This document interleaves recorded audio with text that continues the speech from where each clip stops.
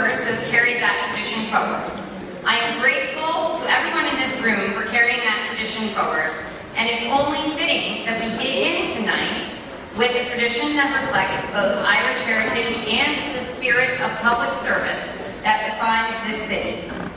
For generations, Irish New Yorkers have served in the fire department of the City of New York, protecting our neighborhoods and answering the call when New Yorkers need them most. So to open tonight's celebration, please join me in welcoming the FDNY Ceremonial Unit Color Guard. Sheila has been featured at prominent flag-raising ceremonies for organizations such as the New York St. Patrick's Day Parade Committee, the Queen's St. Patrick's Day Parade, the 100th Precinct Council, the Irish America 250, a Rockaway Beach native. She serves on the Queens County St. Patrick's Day Parade Committee. In addition to her musical achievements, Sheila is a dedicated New York City special education teacher at P771 in Sheepshead Bay and has lent her voice to countless liturgies at churches throughout the diocese. Please welcome Sheila Cassidy.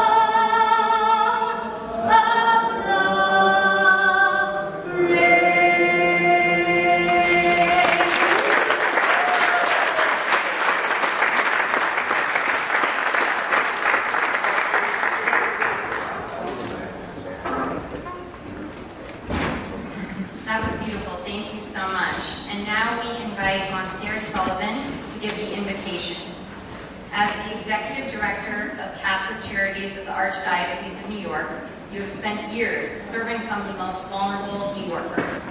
Your leadership reminds us that compassion, dignity, and service to others are responsibilities we share as a city, and when we live up to them, our communities are stronger. Monsieur Sullivan.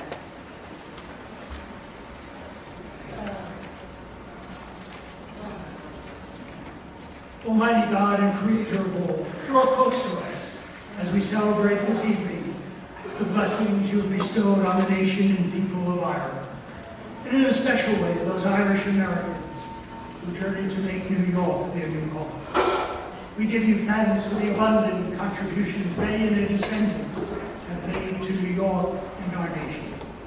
They have been leaders in all sectors of our society: business, labor, church, entertainment, politics.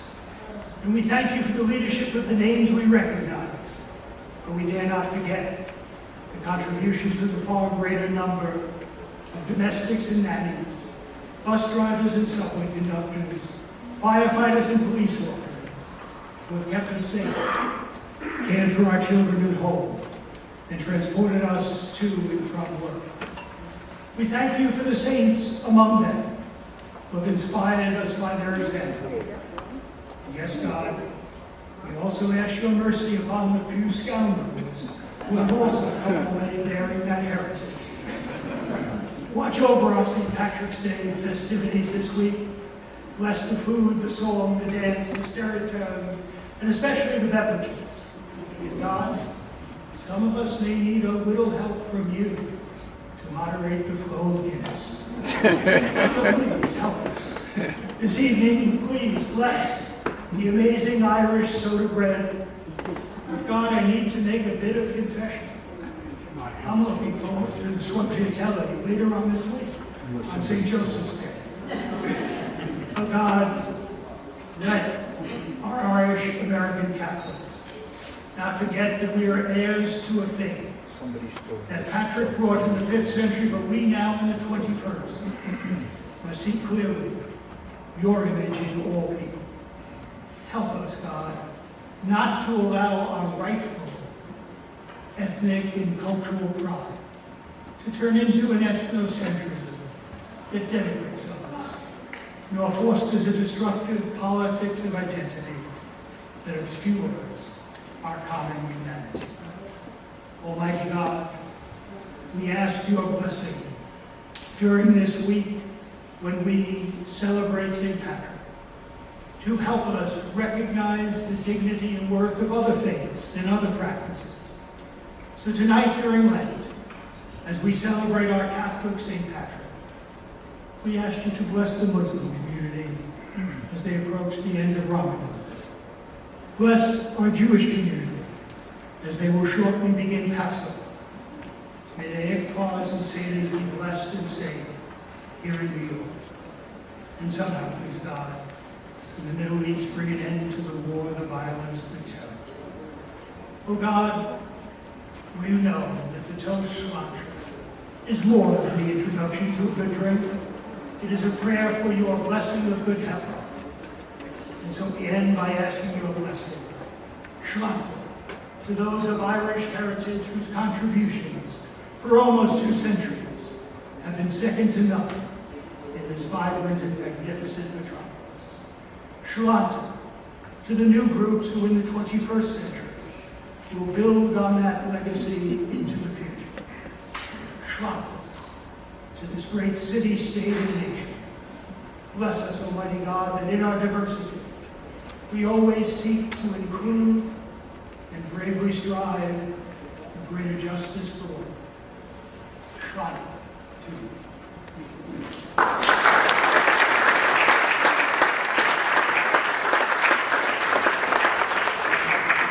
FDNY ceremonial unit, please retire your colors. Color off. Right, face. Forward, mark.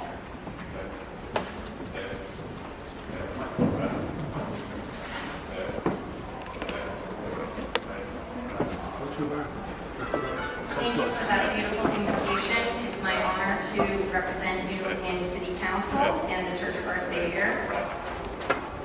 Chamber events like this one are an important part of the work of the New York City Council, recognizing the communities that shape our city and celebrating the traditions that make that remain such a vital part of New York. Sit fighting. Sorry, please be seated. Although you might want to stand for this next speaker. That work is led by our speaker, Julie Menon. Speaker Julie Menon understands that the strength of New York empowering. Throughout her career in public service, she has focused on bringing people together across neighborhoods, across cultures, and across the many institutions that keep this city moving forward.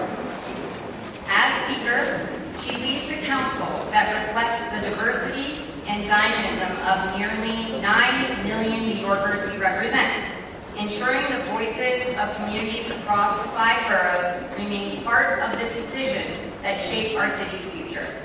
Please join me in welcoming the Speaker of the New York City Council, Julie Menon.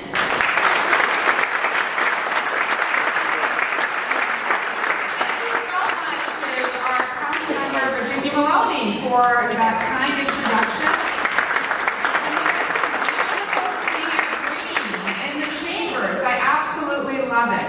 I couldn't be more excited to be here today for this very important celebration. First, let me thank my colleagues who are here, Councilmember Harvey Epstein, Councilmember Shirley Alderman,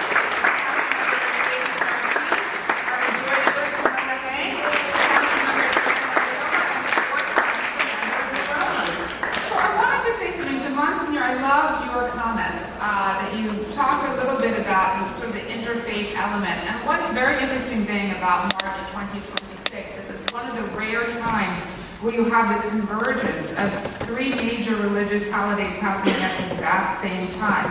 So certainly you're talking about Lent, you're talking about Ramadan, you're talking about, as we're about to enter into Passover, as the first Jewish speaker ever of the New York City Council. This is something that I take very seriously, and it is really something that I think the Irish community has always stood for welcoming other faiths, for focusing on other faiths, for being inclusive and tolerant, and I so deeply appreciate that, so I didn't want that to go unnoted. So New York would obviously not be New York without the Irish community, which is such a vibrant and important community in our great city. With music and poetry, generations of Irish storytellers have inspired generations of New Yorkers to engage in everything from arts to public service. We have so many who work in city government from the Irish community, and we really want to thank them because they are helping to keep New York City running, and we so appreciate that. As Sima Sini once said, I can't think of a case where poems change the world, but what they do is they change people's understanding of what's going on in the world. And I think as we reflect on that, that type of spirit is quite frankly needed now more than ever as we are dealing with very difficult times, not only here in New York City, but certainly across our country and across the world. For years, the Council has proudly supported the Irish community. We've supported the preservation of Irish culture by securing, in particular, discretionary funding for the Irish Arts Center. And we're so, yeah, someone's clapping about that, thank you.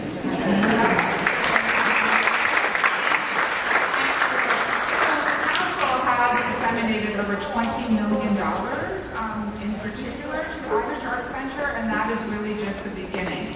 We want to make sure that all of your stories are being told. We want to make sure that we are constantly supporting your community because, quite frankly, you've constantly supported every other community in the city. And I mentioned the focus really on tolerance and inclusion, but that's something that we take very seriously. So I wanted to come by today and right before we march in the parade tomorrow. It's going to be a very joyous day as we march in the parade. I look forward to seeing all of you. If you don't have plans already to march, come join us at the City Council. We'd love to have you march with our contingent. I know we can disseminate details for anyone who's interested, but really wanted to come by today to also wish everyone a happy St. Patrick's Day and to congratulate our incredible honorees who you're going to be hearing more from today. Thank you.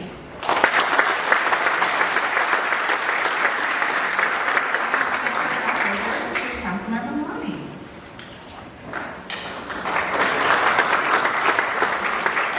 Speaker Menon, I'm Virginia Maloney, council member for District 4, representing the east side of Manhattan, and I'm also co-chair of the Irish Caucus with Councilmember Areola, and so excited to be here tonight. So excited to celebrate Irish heritage and the extraordinary role that the Irish community has played in shaping New York City. From the workers who helped build the infrastructure of this city to generations of public servants, Small business owners, community leaders, Irish New Yorkers have left a lasting mark on our neighborhoods and institutions. Irish New Yorkers are also central to the rise of the labor movement in this city, organizing for safer workplaces, fair wages, and dignity for working people. The Irish community has played a profound role in the civic life of New York. From the earliest days of the community in this city, Irish Americans have served New York in countless ways. In our police department, our fire department, in public office, in civic institutions that help guide and strengthen our communities. Their leadership has helped shape the character and culture of New York. And of course, Irish culture remains a vibrant part of New York life through music, dance, cultural organizations, pubs, small businesses that bring people together in neighborhoods across the 5 boroughs. In my district, the Irish presence is particularly visible. District 4 is home to St. Patrick's Cathedral, the Irish Consulate, the stretch of 5th Avenue that tomorrow will once again host the St. Patrick's Day Parade. The largest and oldest parade in the world, dating back to 1762. So,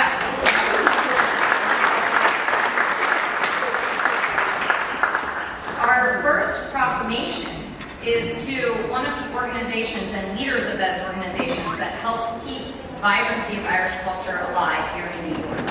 I want to invite Raquel Gilkey to come up, Director of Programming and Education at the Irish Arts Center.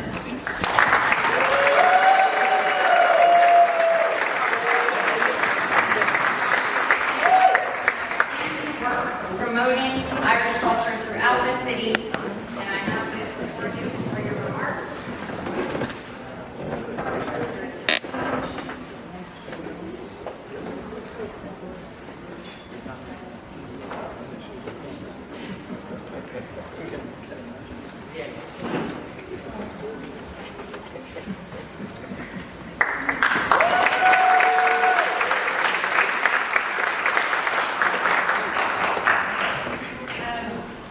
I want to acknowledge the other honorees tonight. It's wonderful to share this evening with you. And thank you so much to New York City Council for this recognition. Like many New Yorkers, not all, but many, I moved here 20 years ago. And I have been working at the Irish Arts Center for nearly as long, so my time in New York has always been intertwined with the Irish community here. This means so much to me, and I'm also thankful to be able to share it with my family and friends, Logan, my son Theo, as well as some of my colleagues at Irish Arts Centers who make coming to work every day feel like a blessing. It is a privilege to be able to bring New Yorkers of all backgrounds together at Irish Arts Center. And if you have not been to our home in Hell's Kitchen, which as the speaker mentioned, the New York City Council has been a wonderful supporter of. We welcome people of all backgrounds, and we use Irish culture as a jumping off point to celebrate all of our diversity and everything that we can achieve together as a community. Thank you so much for this honor.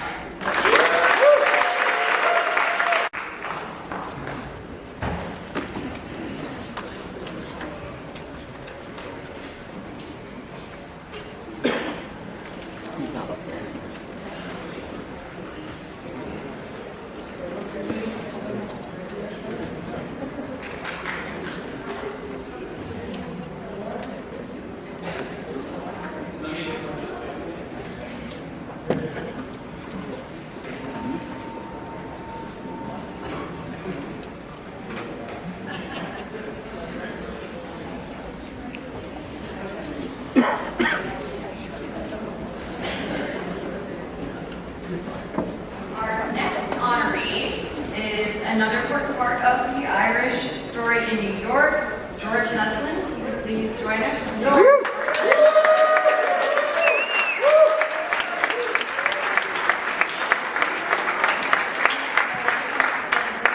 Carrying forward that tradition. A native of Limerick, George has spent nearly 2 decades building bridges between Ireland and New York through the performing arts. As the founding artistic director of the Origin Theatre Company, he created a platform for Irish and international playwrights and helped bring hundreds of new voices to New York. George has expanded those connections even further, bringing together artists, cultural institutions, and audiences from across the world right here in our city.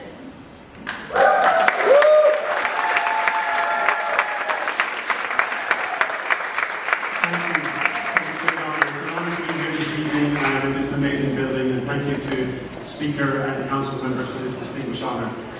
First of all, I'm an immigrant. Here's immigrants who get the job done. I come from Limerick, where Limerick is kind of famous for the rain, so it's kind of natural to get the rain here today talking. This is bookend my journey in New York. So I arrived in New York 31 years ago. First and foremost as an immigrant, as an Irish person. Secondly, as an artist.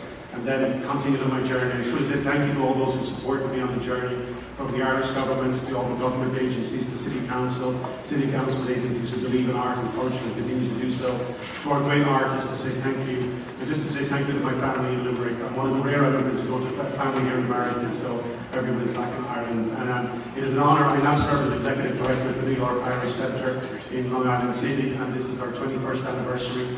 And we celebrate under the banner of community, culture and care. And we have many, many programs at the Irish Centre, including a senior program where we engage with many Irish seniors who emigrated here to the States in the 50s and 60s. And I just want to dedicate this award today to the communities who have gone before us. In Calvary Cemetery in Queens, there's 1 million Irish people off the boat ferry, 1 million, all of them proud immigrants, and it's upon their shoulders we stand. So here's to immigrants, here's to believing in peace for the future, and thank you all.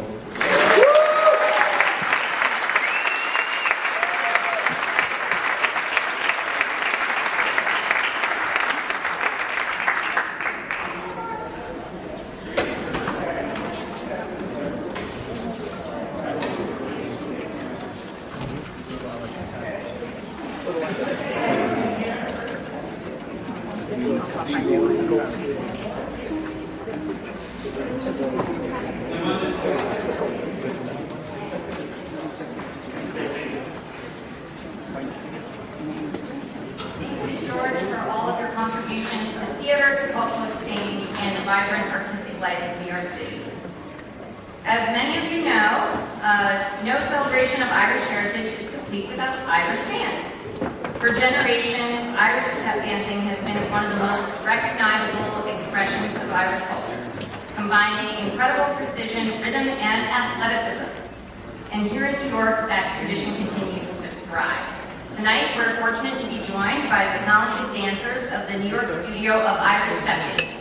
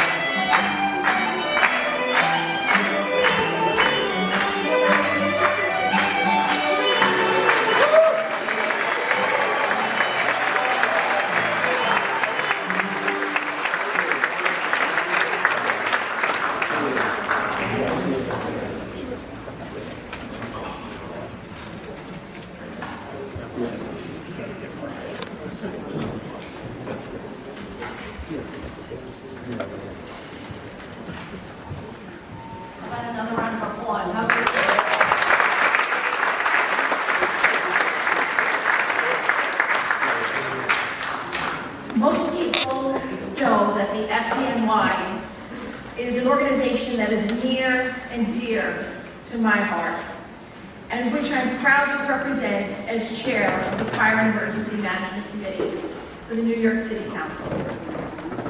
The Irish tradition of the FDNY goes back to the very founding of the department and continues to stand strong, as we see in the FDNY pipe and drums and in so many other functions the department activities have. As we proclaim and approach the 25th anniversary of September 11th tragedy, which claimed the lives of 343 members of the department, let us have a moment of silence to remember those we lost and remember those still suffering from the impact of that day.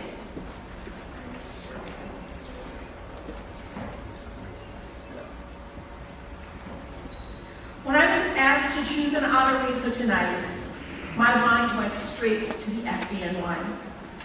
I thought about someone who had given his entire life to the department, someone who not only cared about the inner workings of the agency, but sincerely cared about the men and women who proudly and selflessly serve our city. I thought of someone who had taken over leadership of the department at a time when morale was at its lowest. I had seen it, and I watched it as the life was breathed back into the firehouses and the members go back to enjoying coming to work again, knowing that people holding the reins were fully respecting them and cared about their welfare. That person is Mark Guerra. Mark Guerra was more than a first deputy commissioner and the 36th fire commissioner of the FDNY. He lives the life of the members he is now serving, spanning almost 4 decades as a firefighter, a lieutenant, a captain, and a chief. One of the roles that I know Mark holds closest to his heart was as executive officer of the ceremonial unit, overseeing some of the best and worst days in the department's history and supporting the families of our fallen. His role as commissioner has been recognized and his dedication to his service respected by all who he has come to work with and he has encountered. He has respect for the traditions of the FDNY and his commitment to the men and women who protect the city every day. Mark, your leadership has helped honor the department's rich history while guiding it forward into the future. And tonight, it is my honor that we recognize you for all that you have given and continue to give to this city and to the fire department of New York. Mark, please come up.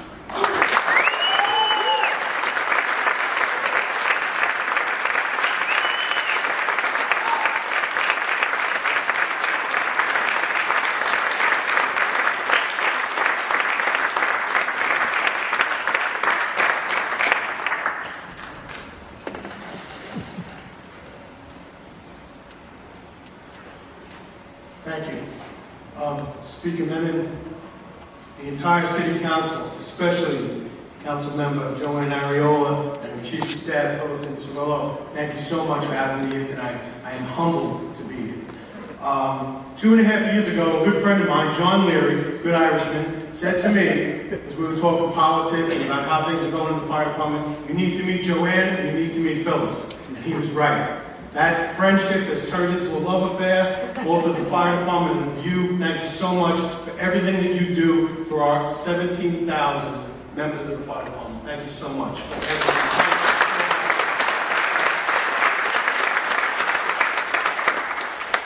So like Joanne said, I've been in the department for 38 years. And despite the fancy titles, what I am is a firefighter. Firefighter at heart. My dad was a firefighter, and I thank him for signing me up for that test and getting me here today. But I ultimately have to thank my mom. My mom is the reason why I'm standing here tonight. She is the daughter of Irish immigrants who were Catholics in Belfast who emigrated here in the 1930s. 3 of their children, their sons, were born in Ireland. Their daughters were born here in the United States. They had a very difficult time, but they got here. And my mom, who was 89, suffering from Alzheimer's, I always thought I got my toughness from my dad. He was a firefighter, a marine, and a plumber. But after my dad passed away and my mom began to develop dementia and Alzheimer's, I realized that my toughness came from her. That little 4'11" Irish person, she was so tough, and she still has a beer every day to this day.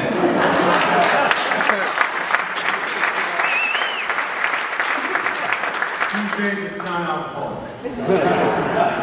But really, the reason why I'm here is because of the ceremonial meeting. And I want you to give a round of applause for those guys who were here. Because of the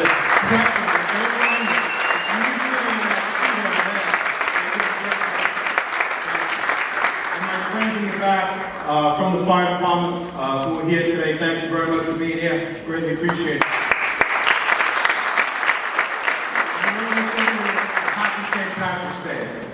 St. Patrick's Day is a holy day of obligation for the fire department. We know how we turn out for that parade. But tomorrow kicks off a very special year for us.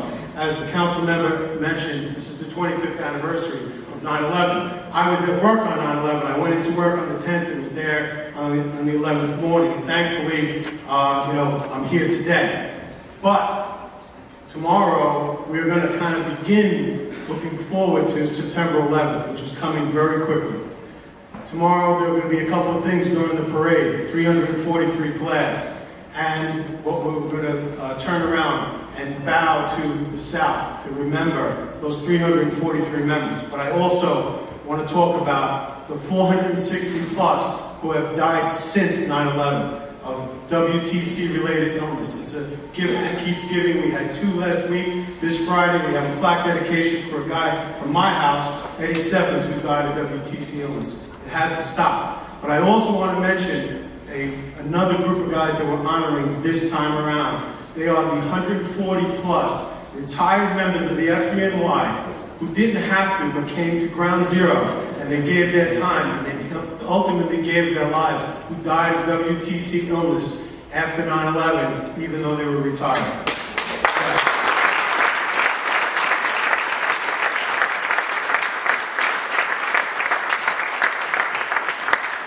Thank you very much for listening to me. Thank you very much for having me. I'm humbled to be here. Have a great St. Patrick's Day.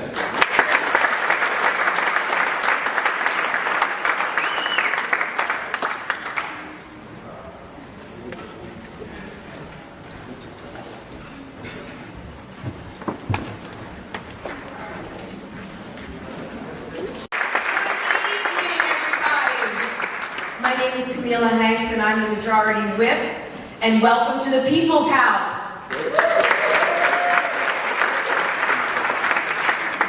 Before I get started, let's just give a round of applause to our organizers, Councilmember Maloney and Councilmember Ariola, who are the co-chairs of the Irish Caucus.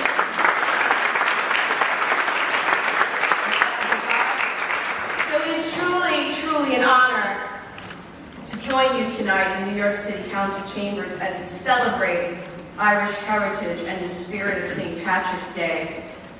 This celebration reminds us of the story of New York, the story of America, the story that cannot be told without the Irish. Come on, let's raise this thing. Let's do it. 25% of my Irish eyes are smiling, just if you were trying to work out why I'm here. My grandmother hails from Donegal. And my husband, Kevin Barry, is Irish. He's crazy, he's so crazy. So around the world, more than 70 million people claim Irish ancestry. The diaspora, than 10 times the population of Ireland itself. That global Irish family is a testament in how deeply Irish culture, resilience, and identity have shaped communities far beyond the island. Ireland's heritage is rich with tradition and symbolism. While many may associate Ireland with the shamrock, the true national symbol is the Irish harp, a symbol of pride that appears on everything from the government seals to the iconic Guinness label. Yay! And speaking of Guinness, when Arthur Guinness opened his brewery in Dublin in 1759, he famously signed a 9,000-year lease, a reminder that Irish confidence is always about the future. Irish culture is also given world traditions that we celebrate every year, just as ancient as the Celtic festival of Shean, showing how Irish history and folklore continue to influence global culture centuries later. Ireland has been given the world extraordinary literary voices per capita. Ireland has produced more Nobel Prize winners in literature than any other country.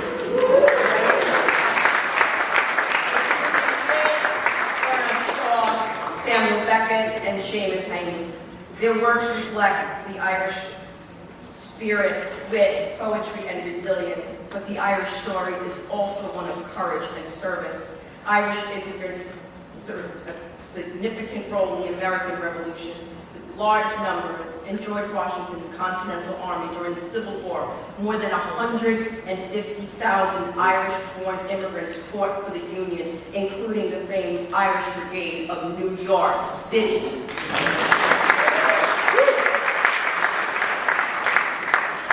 Services all throughout American history, more than 3,500 Medal of Honor recipients, over 2,000 were Irish American, the highest representation than any other ethnic group. Beyond these remarkable achievements, the Irish immigrants also built the foundations of this country in the great city we call home. And tonight we not only celebrate heritage, but a legacy of resiliency, pride, and storytelling, and a community that continues to inspire generations. It is now my pleasure to introduce someone who spent decades carrying that legacy forward. Hillary Byrne ran the iconic Manhattan St. Patrick's Day Parade for 25 years, helping steward one of the most celebrated traditions of Irish heritage in the world, and he's also the leading initiative in surrounding the historic bronze Irish shoes from the 1840s, which will be displayed on Staten Island for the next year. I'm from Staten Island, by the way. Connecting this borough to a powerful piece of Irish immigrant history. I would like to invite Hillary up right now to speak and give an award to my dear friend. Should I talk about her now? Because, yes. So give it up for Lynn Rogers, who doesn't have a proclamation. But Lynn Rogers, when you think of Staten Island and Irish history, you think of Lynn Rogers, who is a genealogist, a historian for Irish history, my mentor, got me started in this business.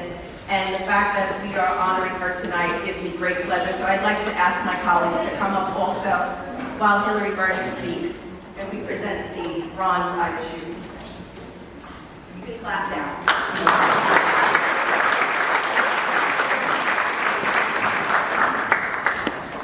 Friends, lots of friends here in this room tonight, distinguished guests. We gather here today to honor the legacy of the Irish in New York. Tomorrow is the 265th New York City St. Patrick's Day Parade. And the Irish, this year, is the 250th anniversary of the United States. And we have an organization, Irish American 250. And there was two waves of immigration to this country. First in the 1700s. They were mostly Scots, Irish. They actually formed the country. They helped to form the country. Aidan signed the Declaration of Independence. Stephen Moylan from Cork actually named the country. He was the first person to write the name United States of America in a letter to George Washington 6 months before the Declaration of Independence, which is amazing, absolutely amazing. The legacy of the Irish is enormous. The second wave was the famine, which, with my new hat, is what I'm going to talk about. The second wave was the famine, and they built America. The first wave founded America. The second wave built the education. I wish Monsignor Sullivan was still here. They built the education system, starting with the Catholic education system. They built the railroads, particularly on the East Coast, and they dug the Erie Canal that opened up the entire north of the United States of America for commerce. So tonight, I want to talk about extending the Irish family way into the United States. This is the first time this initiative has been launched, and we want to acknowledge something profound. That is that the history of the family not only belongs in Ireland, but also in America.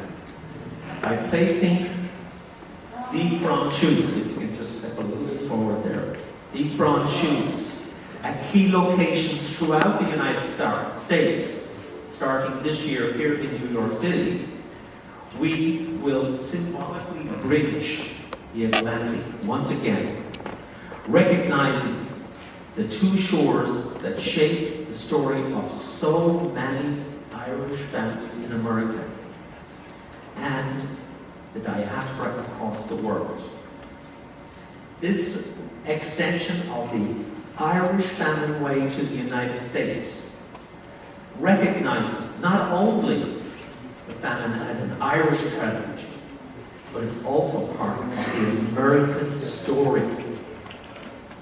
As these bronze shoes take hold in places throughout the United States, they will remind us that the journey of the Irish diaspora is a testament to the resilience and that bonds between two nations, formed in a time of immense sorrow. That relationship remains strong and it is unbreakable today. When the global Irish family way is completed all across the world, it will be the world's longest heritage trail. Roughly 20,000 miles is what we're aiming for. It'll be like a spider's web wherever, any place where any Irish famine victims arrived. And its centre will be in Ireland, in County Roscommon. Tonight here at City Hall, we launch what many believe is a very, very important moment in Irish American history. We launch acknowledging the suffering that fellow Irish immigrants across the Atlantic that shaped their lives and subsequently shaped the lives of many generations after them. So, on behalf of the National Family Committee in Ireland, on behalf of the Global Irish Family Way, on behalf of my partner in crime as the recently appointed U.S. National Conveyors, Professor Christine Keneally of Quinnipiac University, I would like to invite Lynn Rogers from Staten Island to come up and to accept these bronze shoes.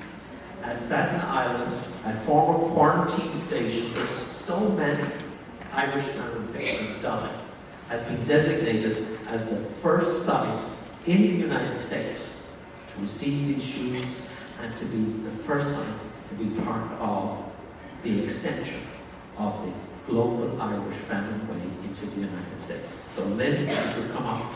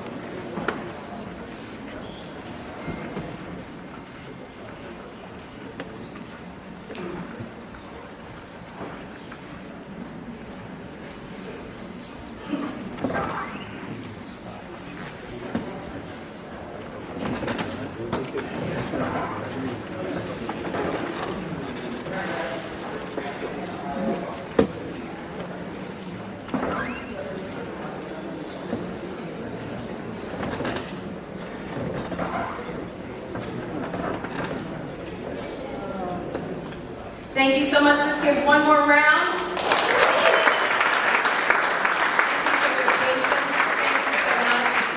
And now I will introduce the New York studio of Irish Step Dance Act 2.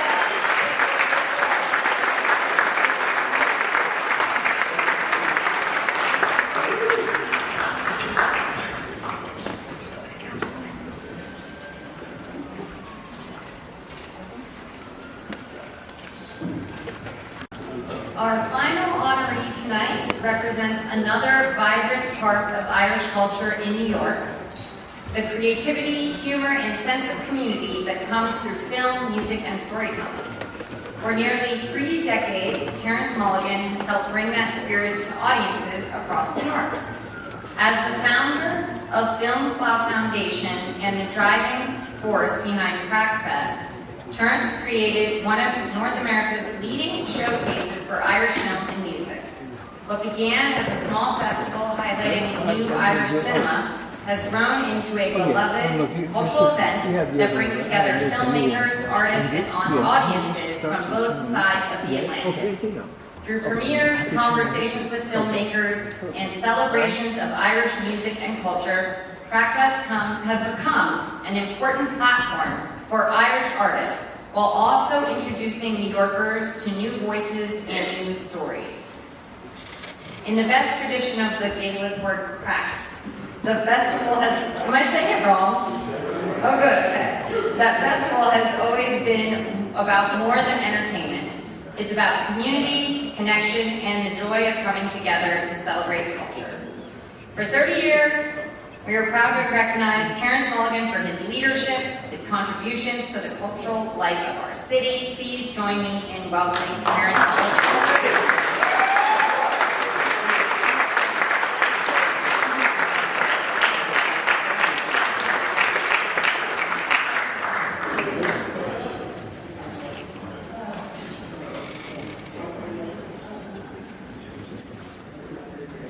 Well, that's a hell of an introduction. Thank you, Councilmember Maloney. It's almost 30 years, 28, but it is going on 3 decades. So thank you, City Council, thank you, Speaker, thank you, Irish Caucus, Councilman Variola.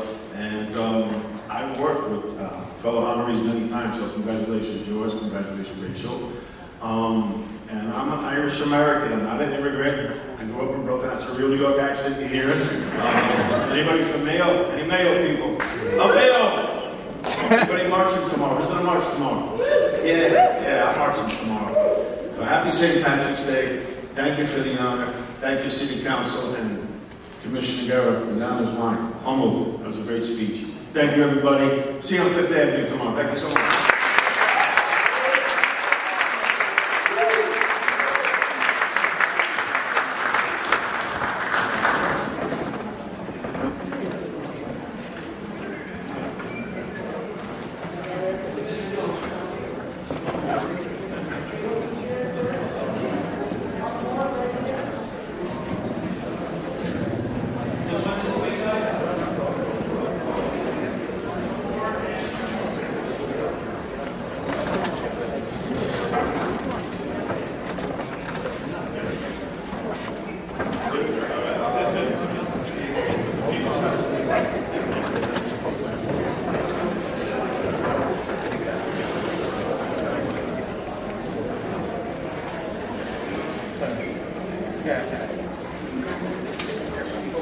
Listen tonight, hasn't tonight been just a wonderful night?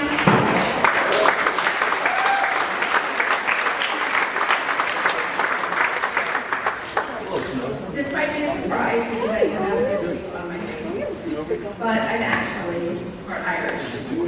My maternal grandfather, Walter Francis Earler, is half Irish and half German, played a major role in my upbringing as a child.